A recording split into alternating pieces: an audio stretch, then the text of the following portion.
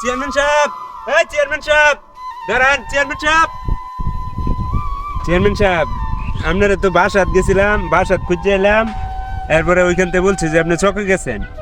চকে যাই খুঁজে এলাম, চকে না। এরপরে শুনলাম যে আপনি ফিশারি পাড়া এনে এনে ভর দুপুর বেলা আপনি ফিশারি কি করবেন? আপনার কাছে আইছিলাম একটা কাছে, আপনি ভর দুপুর বেলায় ফিশারি কি করতেছেন? আইছিলাম তো শহরে গেছিলাম, শহর থেকে আবার চলে আসে গেলাম আয় দেখি এই ফিশারিগুলা কতদিন যাবত যাওয়া হয় না, খোঁজখবর লওয়া হয় না, কি অবস্থা। এই তো একটু দেখলাম, ঘোরাঘুরি করলাম। তা তুই কোনটা মনে করিয়া হঠাৎ করিয়া? চেয়ারম্যান সাহেব, আমি আসলে একটু চাপের উপরে আছি বুঝছেন। আমি ধরেন এই লোকজনে ধরছে, ওই যে লেখত মিয়া, এরপরে বসির মিয়া, এরা আমার ধরছে যে ওই যে ব্রিজটা করাই দেওয়ার লিগা। আপনার ভূগোল ওই বিষয়ে আগে আলাপ করছি যে ব্রিজটা কাজটা কত দূর আগাইলেন।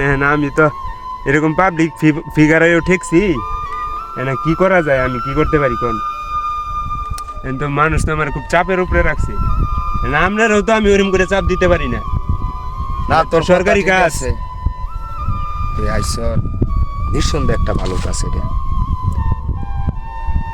তবে জনসমর্থিত অনেক কাজ আছে, ইচ্ছা করলেও করুন যায় না, এখানে যুক্তি পরামর্শ দরকার।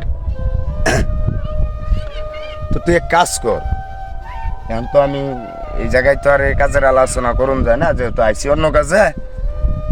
তুই কাল পরশু তুরিতে তোরে আমি ডাকমু, হ্যাঁ চেয়ারম্যান সাহেব। পরে আরো লোক আছে দুই একজন, তো করে লয়ে বই আলোচনা করে একটা সিদ্ধান্ত নিমু যে কিভাবে তোরা তোদের প্রতিশ্রুতি ঠিক রাখুন যায়, কাজটাও হয়। তবে একটা কথা কই, কথাটা মাথাতে রাখিস। ওই অ্যাডভোকেট মোমেন আছে না, হ্যাঁ হ্যাঁ হ্যাঁ। এই উকিলটা কিন্তু খুব ভেজাল। আমি শুনছি যে অ্যাডভোকেট নাকি এই কাজের বিরোধী করতেছে, কাজটা যেন ওই দিক দিয়ে না হয়, জুব্বা মোল্লার বাড়ির ওই দিক দিয়ে যায়। সাথে নাকি ওই হামেদ আলী সাহেবও আছে, সেও তো নেতৃত্ব দেয়। দেখি খুব ফালাফালি করতেছে কতদিন যাবে। করুক, ওইরকম দু চারজন মারে, বিরোধী না থাকলে রাজনীতির মজা নাই।